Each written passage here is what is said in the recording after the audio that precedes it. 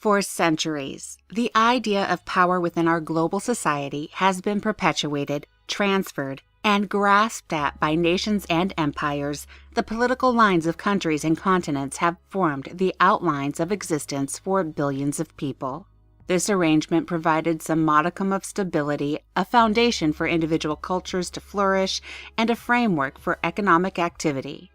However, as with any man-made structure, certain elements decay, new pieces are added for support, and eventually, its composition is irreparably changed.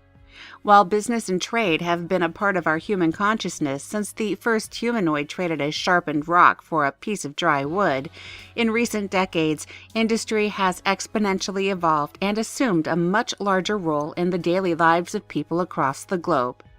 People used to identify with nations, pledging their allegiance to one king or another, but the broad boundaries of loyalty as a concept have expanded. From birth, we are trained to ally ourselves with groups of like-minded people, whether it is other members of our own hometown, believers in a certain faith, or devoted fans of one musician or artist. Industry is somewhat late to this game, and for many years, the business world was purely a place of commerce, a place where needs were met. As companies swelled in size and began overflowing into other regions, nations, and continents, familiarity created a superficial form of popularity or brand loyalty, but that was primarily based on availability. However, the influence of corporate entities has never stopped growing. As we look around the world today, we see that where loyalty, wealth, and power used to remain firmly and undeniably in the hands of nations and political entities, businesses have gradually reached the same echelon of influence. This is not to say that foreign relations and global politics have become any less important in the progress of the world. They merely have to share the stage to a certain degree with other very important economic and industrial actors. The intermingling of business and politics has become a tangled, indecipherable web that touches, restricts, or drives every country on Earth. In reality, the number of sovereign states is anywhere between 195 and 203, depending on who you ask and what country they're from. However, for all intents and purposes, the number of sovereign nations on the planet should also include the massive political and economic clout of a few dozen corporations that exist and thrive around the world. For example, in 2013, Google reported a net income of approximately $12.92 billion USD. According to the IMF's report of global GDP, gross domestic product, Google is wealthier than 64 sovereign nations. A single corporation, which is less than 20 years old, has managed to develop enough of a loyal following around the globe to outrank roughly one-third of the planet's nations in terms of individual wealth. If you consider Google's net income, which is a more accurate measurement in comparison to GDP, then this search engine titan brings in more money per year than 114 nations of the world. These numbers and comparisons may be staggering, but you must also consider that Google is only a single company out of hundreds of multi-billion-dollar corporations. Google isn't the most wealthy, not by a long shot. It doesn't even make it to the top 50, number 52 according to Forbes 2013. The point is, the days of thinking that the world is run by presidents, parliaments, dictatorships, and democracies are over. Although we may not like to admit it, money makes the world go round, and the significance of business and industry are undeniable. Unlike nations, where citizenship presupposes a certain amount of loyalty, the vast majority of global businesses participate in a free market, meaning that people can pick and choose which golden idol they want to worship. Competition is a cornerstone of commerce, which means that companies are desperate to grow, influence, impress, and engage more and more potential customers as possible. Certain companies seem to have found the secrets to success, the magic words that cause millions of people to flock to their doors, wallets in hand. Certain companies have the advantage of supplying a necessary, or perceived as necessary, product, such as oil companies and other energy providers, but the truly visionary companies are those that are not essential in the Maslowian sense of the word. The past 2 decades have seen the astronomical rise of tech companies as the digital age moved from dawn to daylight. Many of the most successful and wealthy tech companies have rather inspiring origin stories, but Google's rise to dominance has been particularly profound and thought-provoking. By largely throwing out the model for successful business practices and reconstructing a strategy for success from scratch, Google has been able to grow faster and more efficiently than most any company or country in history. For that precise reason, millions of hungry, eager eyes look to the company for inspiration on everything from product design to company culture. But on a purely quantitative level, the growth of Google is what fascinates people. This search engine, which at first glance is no different than many of its functionality competitors, has created an empire that spans industries, oceans, and generations. In other words, it's probably worth taking a look under the hood to see what makes this ever-growing, modern-day giant so consistently impressive, innovative, and successful. Dream big, be big. The scale of ambition is one of the most immediately impressive things about Google. Although, to be fair, the concept of a search engine is inherently ambitious. Accumulating and organizing the collective, ever-expanding knowledge of the human race is a daunting task for any company. Many people think that Google was the first search engine, but in fact, Google was nearly 6 years late to that party. Companies like AltaVista, Excite, Yahoo, and Lycos were enabling people to search the World Wide Web long before Larry Page and Sergey Brin brought Google into the arena. However, as they have done time and time again since that fateful step forward, Google went further than any competitor had previously done. They widened their gaze and based their search engine on real-world activity, crawling the web for new content and ranking websites based on relevance, reliability, and user feedback in the form of clicks. Essentially, Google is constantly adapting and changing based on what users want and enjoy. The more than 150 million unique Google searches each day perpetually customize and improve the accuracy of the search engine results. This was the sort of ambitious dream that Google began with, and while their initial version was far simpler than the search engine monster that Google has become nearly 2 decades later, their original version is what continues to drive them. They clearly operate under a simple mantra: dream big. They don't need to be the first or the flashiest name in a given industry, but when they choose to enter a given market, whether it is in telecommunications, advertising, cloud computing, or anything else, they do it in grand, expansive fashion. Things are deemed impossible because no one has ever done them, but the philosophy of Google argues that everything is possible, but there are some things that haven't been done yet. Officially, Google's mission is to organize the world's information and make it universally accessible and useful. And they have dutifully held true to that mission since their inception. Instead of improving on what they've already accomplished, Google has always sought to find new areas where they can improve value to their customers and loyal followers. For example, Gmail became the world's largest email service in less than a decade. It was launched in 2004, and now boasts over 500 million active accounts. Rather than simply creating a competitive service and trying to chip away at the market share of other companies with a few shiny new services, Google deconstructed the idea of email and developed a simple, easy-to-use service with far more advanced functionality than anything else on the market. The 2 most obvious issues with other email providers that held back and frustrated users was storage space and search capabilities. Google offered immediate solutions, providing a gigabyte of storage for users and access to a web search function. Gmail also united all of the other functions of Google, meaning that before the age of app stores, Gmail was the central hub where you could access all of your other Google-related tools, chat, calendar, etc. It wasn't as if these were well-hidden problems that companies were unaware of. These were glaring obstacles that users complained about for years. For every problem, there is a solution, and Google has consistently put its bold and presumably impossible solutions into the ring in dramatic fashion, often knocking its opponents out of contention.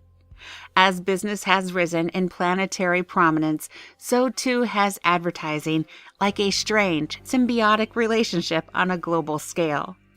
Within the digital sphere, advertising is now a $40 billion business, and an impressive percentage of that is brought in by Google AdSense. What started as advertisements inserted in Gmail has now grown into the world's largest ad network. It has opened up internet advertising to hundreds of thousands of content publishers who attract customers to tailored website suggestions. It customizes its ads based on user search history, keywords, purchase history, and any number of other freely offered variables. The program has evolved and improved over time right alongside its parent company, remaining flexible, subtle, and successful from day one. Google doesn't simply create something and then let it exist until it becomes obsolete. They continually respond and react to user feedback and behavior to optimize their services and ensure that at the end of the day, they are giving the people what they want. Companies trust AdSense because it is run by Google, the unchallenged king of the internet, and the universal use and availability of Google means that its ads have reached more than 80% of the online world. E-commerce is projected to be a $1.5 trillion sector of the global economy. Many people argue that Google's AdSense, which has connected so many millions of consumers to business through an efficient, non-spammy approach, is largely to thank for the massive growth of that economic sector, which barely existed 20 years ago. In terms of what was discussed earlier, this is the sort of global impact that corporations now have, if they have the ambition and the infrastructure to achieve it. Google may have set out to be a search engine, but it has become something far more powerful, a central player in the online world. These examples are only a small sample of Google's unique approach to market entry and innovation. Google Chrome, the Android platform, and even Google Books, 30 million books scanned and counting, all sought to go bigger and better, defying the expectations of failure or futility and solidifying Google's growth in more and more industries every year. Google is a paradigm of diversification, spreading and growing across the internet, the stock market, and our global society's collective consciousness, but it does so in a way that users welcome, expect, and even demand, which is where the true genius of the company lies. Overcompensate, oversimplify, and overachieve. The maxim of overpromise and overdeliver is not exactly a prophetic revelation. That old adage has been passed around more conference rooms and dusty business school lecture halls than this author cares to count. However, there is a reason that old adages stick around for so many decades. They remain relevant, no matter how times may change. Companies naturally create expectations for their customers. The foundation of advertising and commerce is the creation and achievement of expectations for consumers. When a company develops a reputation for something positive, it is essential to maintain that level of success or approval. The struggle, of course, lies in the constantly changing demands of the consumer public. While this dynamism is hardly a new phenomenon, it seems to be speeding up in recent decades. The standards for instant gratification, complete customer satisfaction, and overall return on investment of time, energy, resources, etc., are continually raised because competitors will always be biting at the heels of an industry leader. Everyone wants to knock out the champ. Many people look at search engines, email providers, and telecommunication platforms as largely similar technologies with small pros or cons that may draw users to one or another. In terms of temporary success and a quick buck, any company can bite out a corner of a market for a short while with a single innovation or particular advancement in one narrow area of functionality. To reach the truly elite levels of success and stay there, consistently thrilling your users and customers is required.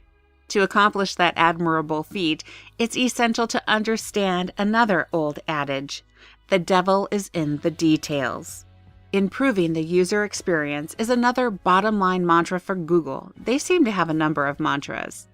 If it's possible, then it should be done, because when all is said and done, Google users are the most important components.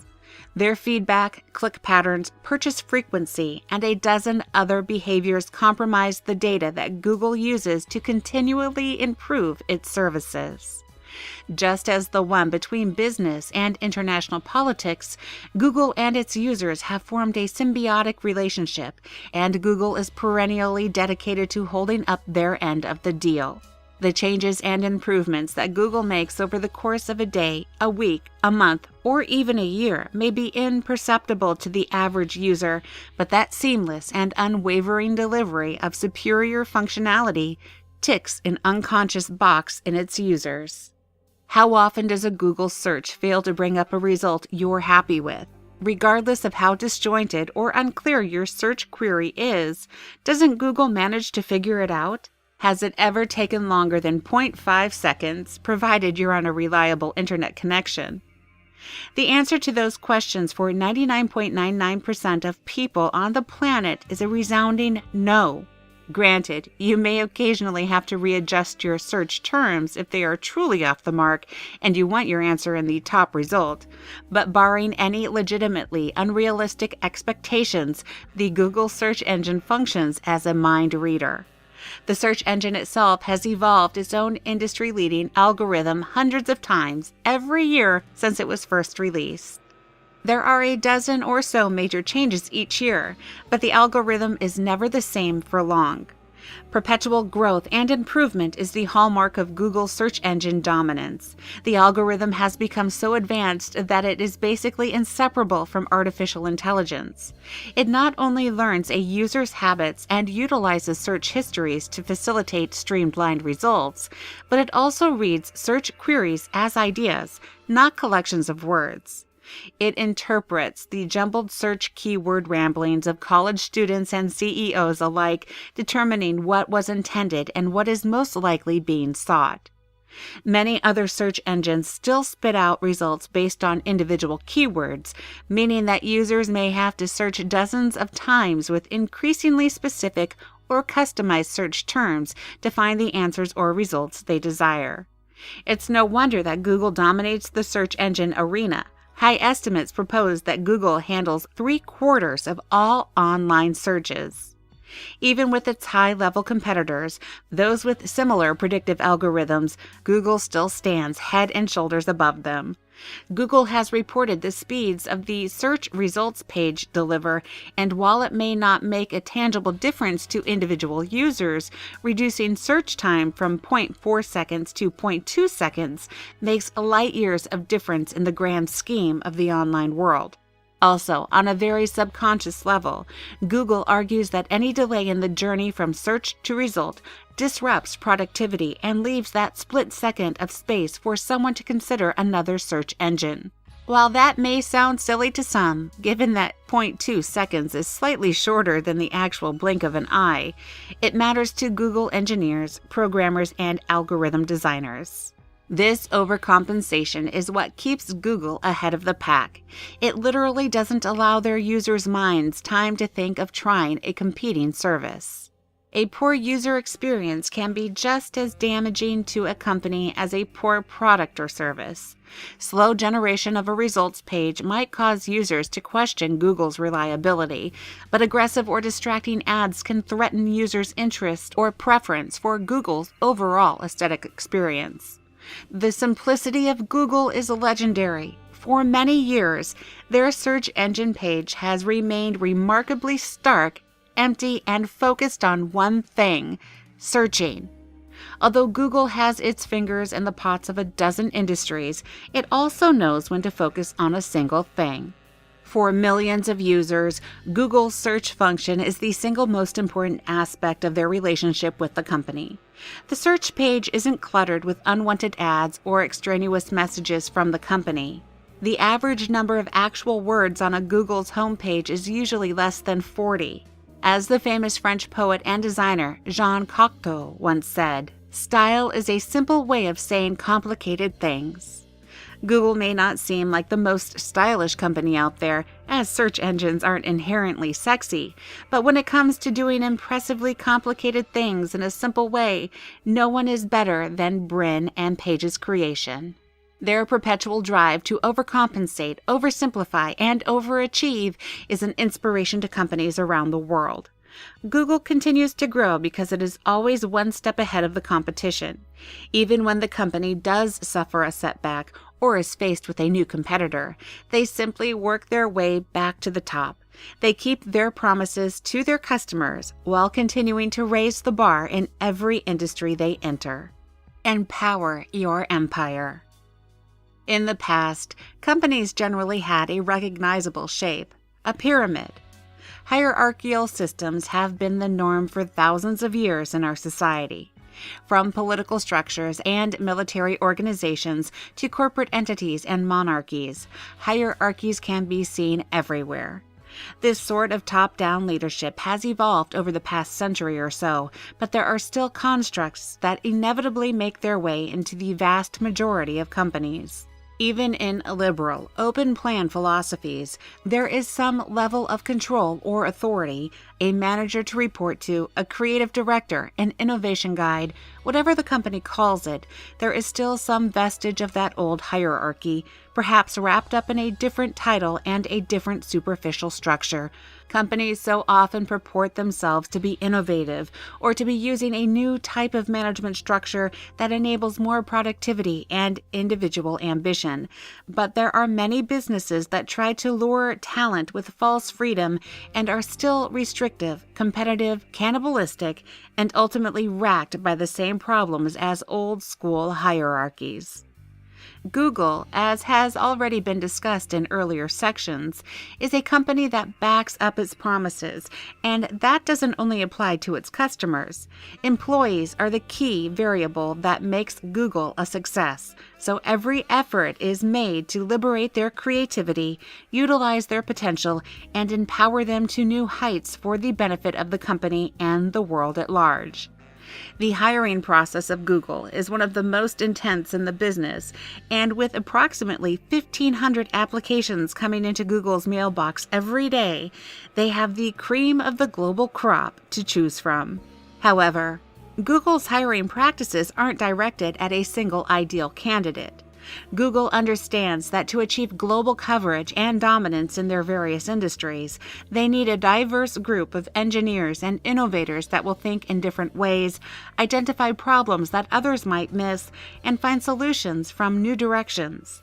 Having a wide pool of talent and specialization means that establishing a formal work structure, reporting structure, or hierarchical oversight would be foolish and unproductive. Instead, Google empowers their employees to be their own managers, removing an entire level of the traditional hierarchy and simply allowing groups of workers to form project teams with rotating leadership positions based on personal specialty or experience with a given subject. Collaboration is king. Most of these teams are groups of 3 engineers who have full control over their own projects. When they identify problems, they take necessary steps to fix it, even if the issue is with a product or service that has been previously launched. Google spends nearly 100 Google hours training and preparing each of their employees who have already proven themselves to be some of the brightest, most innovative, and exceptional minds in the field. Some are academic stars of the world's finest universities, while others are dark horse startup geniuses who never applied to college. Google doesn't care where their employees come from, they care about what each team member brings to the table. After investing so much time in choosing and preparing their employees, Google places a high level of trust in their decision-making capabilities. Furthermore, the transparency between departments and the information sharing of the company's executive leadership makes every employee a knowledgeable, essential, and respected part of the company. Their fundamental function for millions of people around the world is to share information faster and in more efficient ways. It would be rather hypocritical if they didn't design their internal communication network with a similar goal in mind. The content of quarterly board meetings are shared with Google's more than 25,000 employees, and they are shown the exact same things as the shareholders and executives. Google doesn't need to hide anything. Open communication and honest discussion of ideas, plans, projects, and new ventures is something Google promotes, not actively prevents. For that reason, they believe that their employees should understand just as much about the vision and the direction of the company as the executive team. After all, the engineers, designers, and innovators are the ones doing the legwork to turn major company ambitions into reality. Beyond these project teams that run and monitor themselves, Google is also a big fan of blue sky thinking, pursuing new, occasionally outlandish ideas and seeing how far they can go. Progress is not about playing it safe, and that implicit trust that Google places in its thousands of employees allows them to pursue their own projects with 20% time. This program has become a widely admired and emulated system that essentially gives employees one free day per week to work on whatever new projects or dreams they want. Google's revolutionary driverless cars, which have logged over 750,000 miles without an accident in these early testing stages of this fascinating new technology. This was a pet project of some of the engineers out in Palo Alto that has put Google into one of the most exciting and potentially lucrative industries in the coming decades. Without the flexibility and empowerment of those employees, Google wouldn't have nearly as many projects in the works or even on the cutting room floor. Sergey Brin's breakdown of focus is 70% search and advertising, 20% in strong potential products, and 10% in new innovations. This simple division of attention and resources within the company hasn't changed much in recent years, and it provides the foundation for continuous capital flow and an attractive environment that draws top talent from numerous relevant fields. By granting employees freedom to explore their own ideas, providing all of the necessary information for their assigned tasks, and constantly seeking out new data and customer feedback to improve innovations to the user experience, Google has essentially deconstructed the corporate hierarchy and made every employee a potential leader. As someone's idea grows, their position within the company does too. However, while this may lead to detrimental competition in other companies, employees of Google are a special, collaborative breed. They are devout believers in Google's mission, obsessed with improvement, and intensely devoted to innovation, more so than personal gain or glory. Google is able to sustain their growth because every piece of their complex corporate puzzle can be impactful. There is no telling where the next spark of brilliance may occur, nor what interesting new fires it will start. Maintaining this balance of leadership, creative vision, and perpetually motivated employees means that the company is truly greater than the sum of its parts because it has some of the most unique and empowered parts in the business. Pick your battles. Choose your allies. When it comes to dominance of the digital sphere, Google does not completely stand alone. Yes, certain products and services of the company lead their respective sphere and have done so for many years, but there are other newer ventures where Google has taken hits and had to go into the proverbial trenches with other tech giants like Apple, Amazon, and Facebook. Google is so comprehensive and widespread in its activities that it often faces competition from numerous industry challengers at once, something that niche companies or more one-directional organizations don't struggle with. Competing for attention and traffic is something that every company deals with, but Google has to handle advertising, social media platforms, telecommunications, software, hardware, app platforms, and every other industry that they're delving into. No matter how big, ambitious, or wealthy Google becomes, it can't field every battle with competitors. A wise company knows how to be patient, learn from the mistakes of others, and offer something legitimately competitive or advanced when you do enter the market with a new product or service. When a company has many facets and interconnected parts, it can be difficult to choose where to push and where to hold back. But again, the data collection strategies and perpetual development on every platform and product pushes them in the right direction. The tech industry has been in a complex arms race for over a decade, and it has only become more intense since the advent of laptops, smartphones, tablets, and phablets, and will likely grow more urgent and competitive with whatever comes next.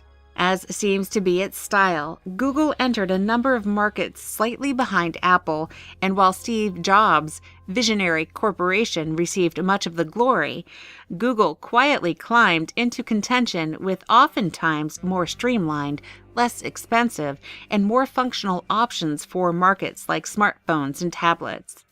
Instead of going head-to-head with Apple's loyal following, Google added something that Apple couldn't and acquired the Android platform, which greatly increased the functionality and convenience of all their products for loyal Google users. In a sense, Google changed the battlefield and didn't make it about who could make a sleeker smartphone or a sexier package design. They were far more concerned with what the actual usage patterns of the products were going to be. They tailored their rebuttal products and platforms to more accurately predict their customers' needs, and this consideration won them a significant portion of the market. This discerning nature of when to rise to a battle is coupled with extremely wise acquisitions, even in seemingly unrelated or random industries. When a company is large enough, it has the economic wiggle room to make large acquisitions when a program or company is just coming into fruition, even if the viability is unknown or widespread proof of value doesn't exist. Google purchased YouTube, AdMob, Motorola Mobility, Applied Semantics, and even Nest, a smoke detector and thermostat company. Many of these billion-dollar purchases seemed unrelated to Google at the time, but as different elements of the tech world become more and more interconnected, there is no telling what puzzle pieces companies might be looking to find. Regarding that final acquisition, Nest Labs, made by Google in early 2014 for a cool $3.2 million, Larry Page, CEO of Google, didn't justify in terms of what company they were getting, but rather what people they were welcoming into the Google family. Google has picked its partners remarkably well, and company acquisitions are more like job applications on a much larger scale. The team at Nest Labs, some of whom began their careers of innovation at Apple Inc., effectively became Google team members when Nest Labs was acquired. Visionary design and creativity are rarely applicable to a single industry, and by spreading the acquired talent throughout the company, Google is strengthening its entire infrastructure with each subsequent purchase. Since 2010, Google has purchased an average of one company per week, ranging from a few $1 million to over $12.5 billion.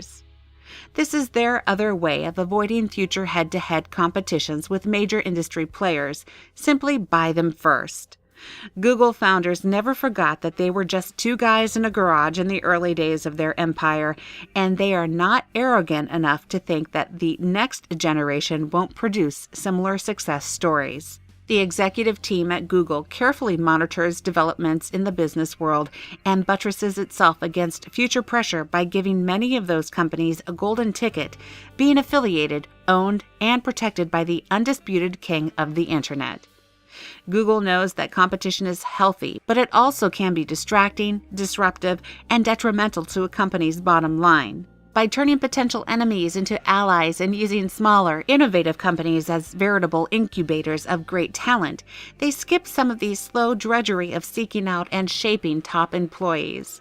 It's a win-win situation for everyone involved, and Google continues to lure the best minds that the world has to offer. Explore, engage, experiment. There are certain tech companies that put a lot of stock in flash and panache. They spend excessive amounts of time and energy creating a mystique or an exclusivity to their products that is inherently attractive. The legendary secrecy and meticulous attention to detail of Apple Inc. comes to mind immediately. Steve Jobs was famous for finding and eliminating every possible mistake or obsolete element of his products, obsessively dedicated to perfection. When he revealed the content of his company's brilliance, he wanted it to be in full workable condition with every possible question answered and contingency considered. Apple also values its privacy above all other things. Leaks and unwanted revelations of what's coming next have always been a problem for that company. Google has found success in a much different way, integrating its users into the developmental process as much as possible and finding errors based on real user experience and feedback rather than brainstorming every possible issue in corporate think tanks. One of Google's many philosophies is to see the world as their laboratory. If their services are meant to exist and flourish in the real world, then that is where the ideas should be tested, stressed, explored, and improved. Google doesn't believe in barring the doors to anyone without an employee keycard. In fact, they welcome anyone to add, utilize, and even code programs using their core processing infrastructure.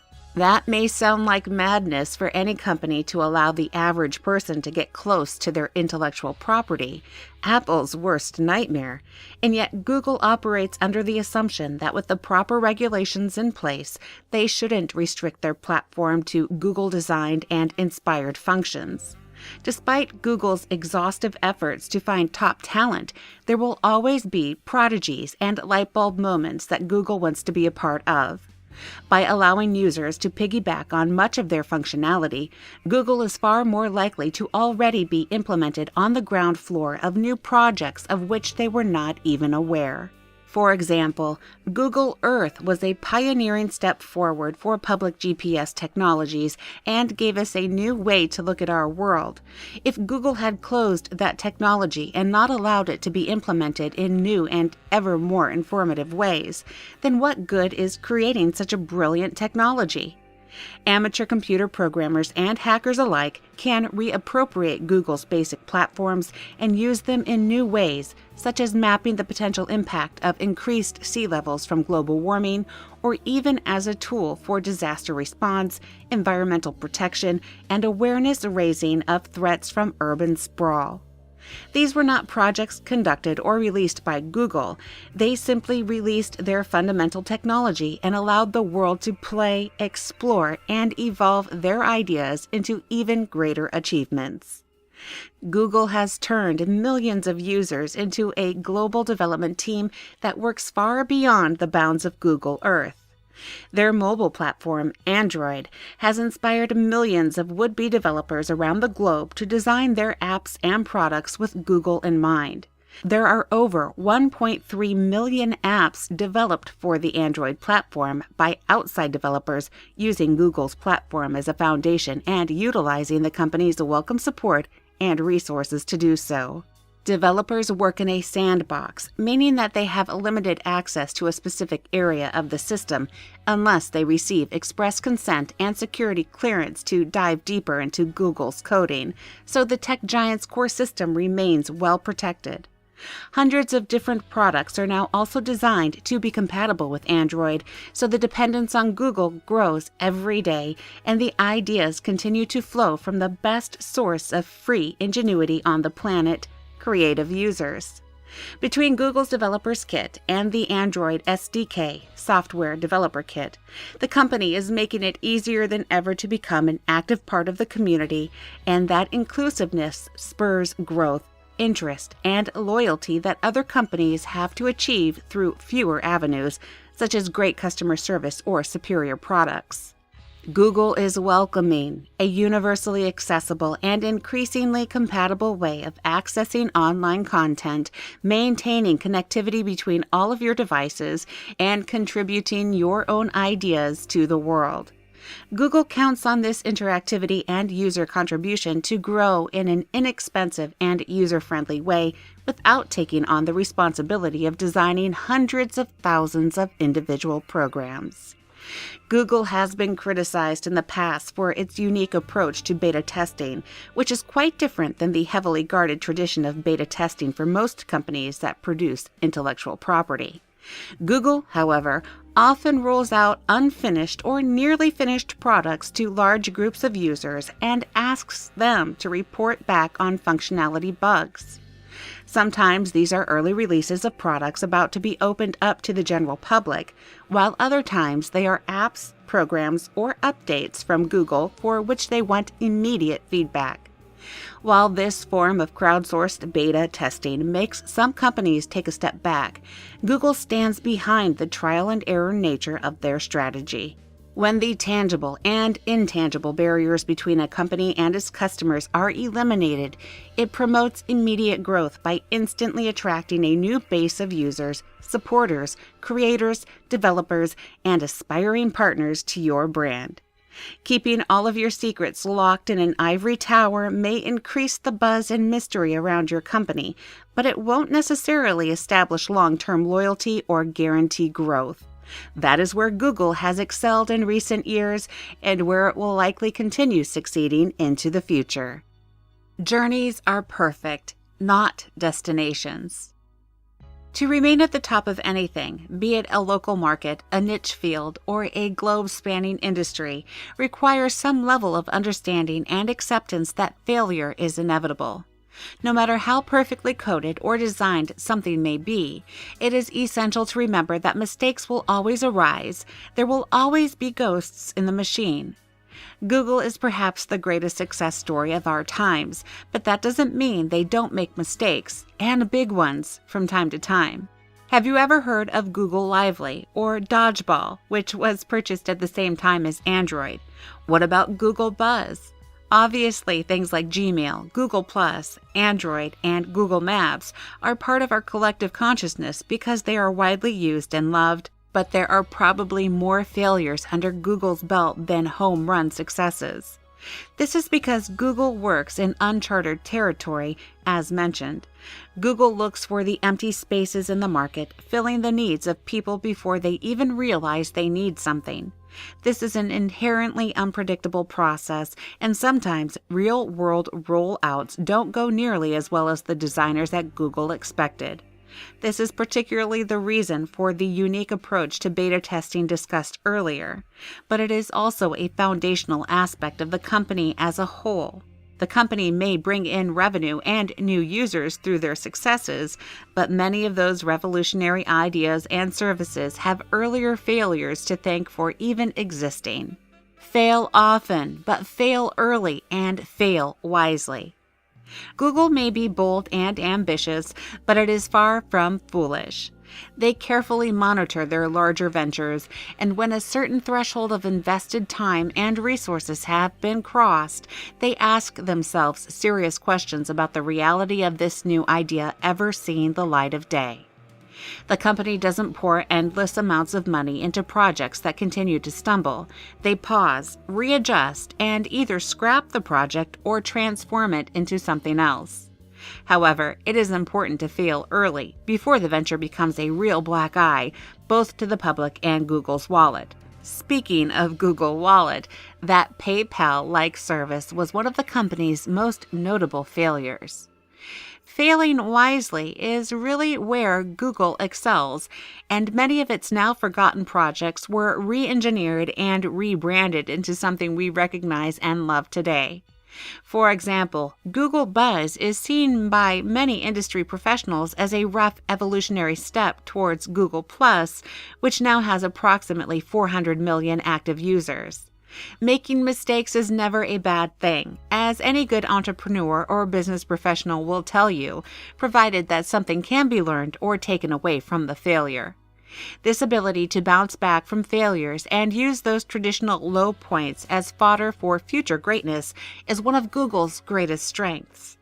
If a company allows setbacks to discourage future risk-taking, they should probably just close their doors and cut their losses, because all progress requires risk. Google is actively trying, and succeeding in many cases, to change the world, and that change is not always going to come without a fight.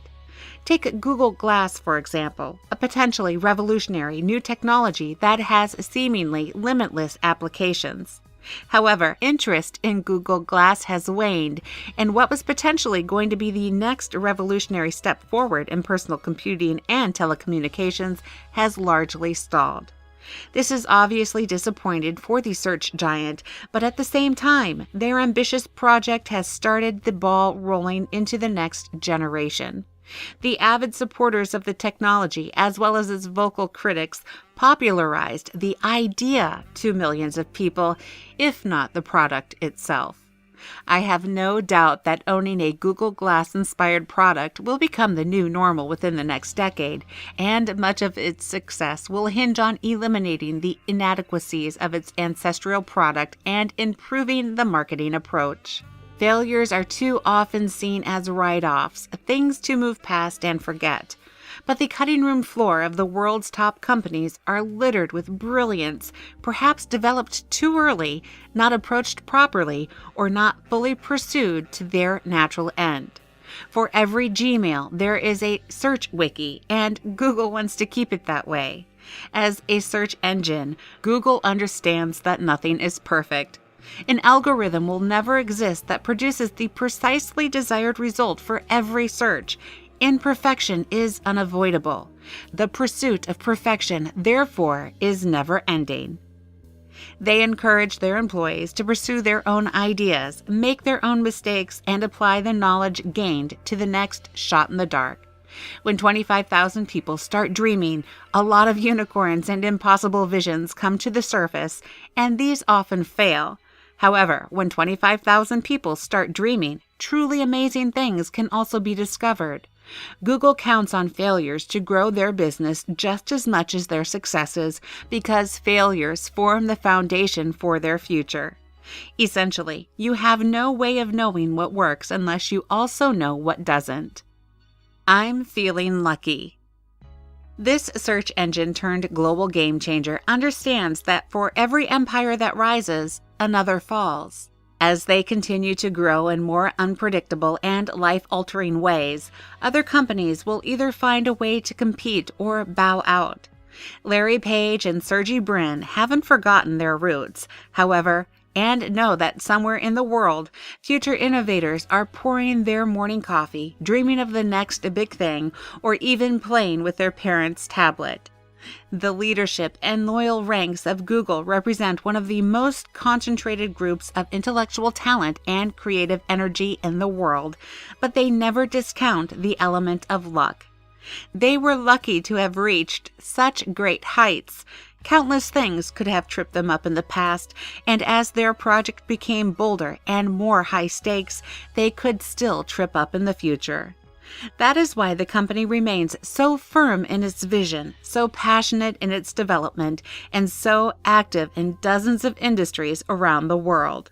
Google isn't ready to get comfortable and rest on its laurels, of which there are many. Like a search engine shark, it must either move forward or die. That being said, given the growth factors that Google demonstrates in everything they do, from customer interaction to hiring practices, they show no signs of stopping or reaching a point of obsolescence for many years to come. Google has become a part of our lives, a go-to when we're stumped about anything, and a reliable provider of more novelties and services than we even realize. It has not only grown in size, but also in significance, and that is where the long-lasting value lies.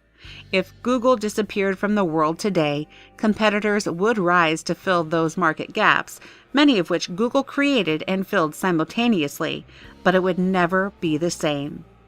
Just as a country can't be wiped off the map, neither can Google.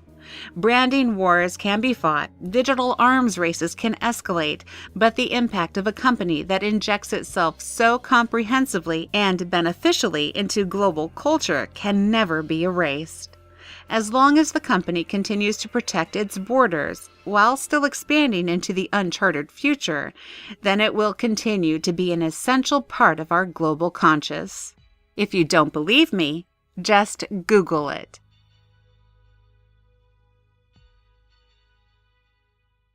Commerce, a place where needs were met. As companies swelled in size and began overflowing into other regions, nations, and continents, familiarity created a superficial form of popularity or brand loyalty, but that was primarily based on availability. However, the influence of corporate entities has never stopped growing. As we look around the world today, we see that where loyalty, wealth, and power used to remain firmly and undeniably in the hands of nations and political entities, businesses have gradually reached the same echelon of influence. This is not to say that foreign relations and global politics have become any less important in the progress of the world. They merely have to share the stage to a certain degree with other very important economic and industrial actors. The intermingling of business and politics has become a tangled, indecipherable web that touches, restricts, or drives every country on Earth.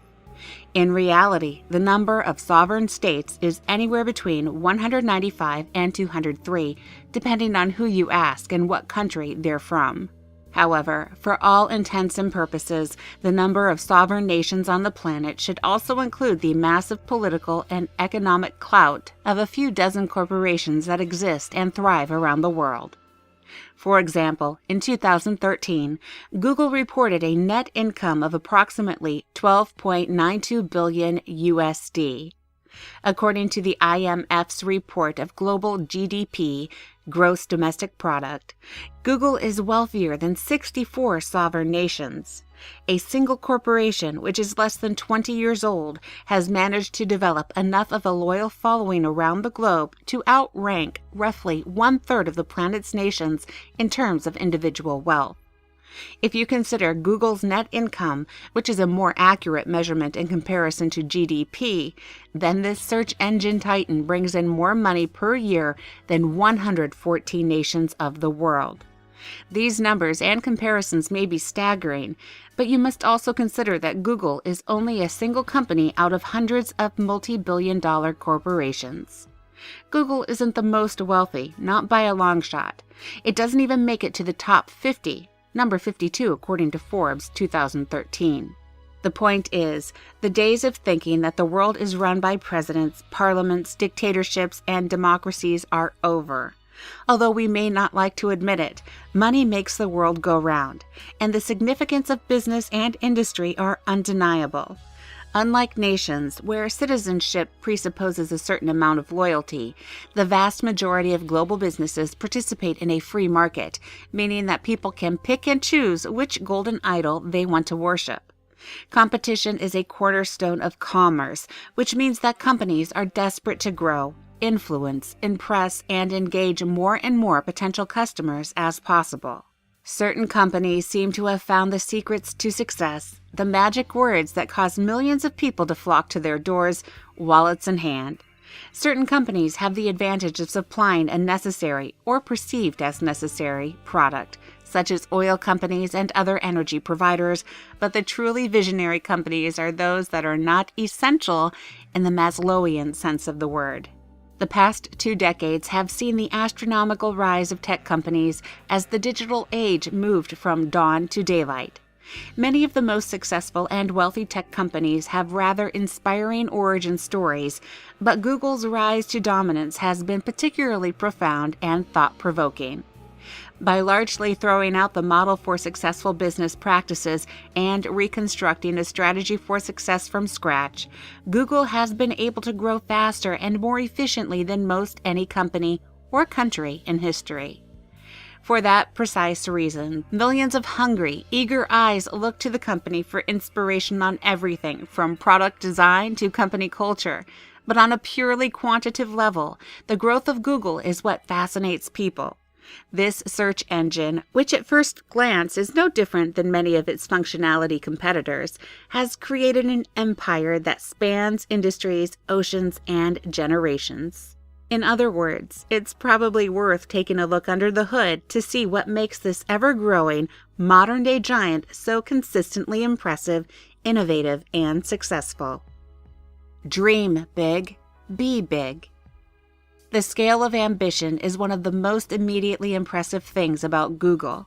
Although, to be fair, the concept of a search engine is inherently ambitious. Accumulating and organizing the collective, ever-expanding knowledge of the human race is a daunting task for any company.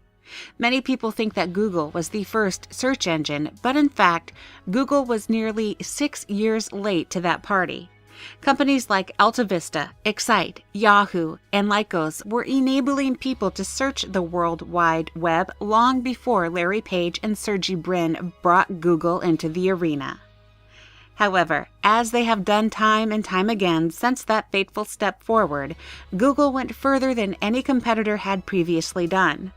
They widened their gaze and based their search engine on real-world activity, crawling the web for new content and ranking websites based on relevance, reliability, and user feedback in the form of clicks.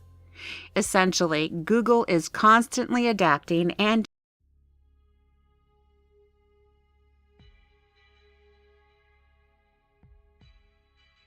For centuries, the idea of power within our global society has been perpetuated, transferred, and grasped at by nations and empires. The political lines of countries and continents have formed the outlines of existence for billions of people. This arrangement provided some modicum of stability, a foundation for individual cultures to flourish, and a framework for economic activity. However, as with any man-made structure, certain elements decay, new pieces are added for support, and eventually, its composition is irreparably changed. While business and trade have been a part of our human consciousness since the first humanoid traded a sharpened rock for a piece of dry wood, in recent decades, industry has exponentially evolved and assumed a much larger role in the daily lives of people across the globe.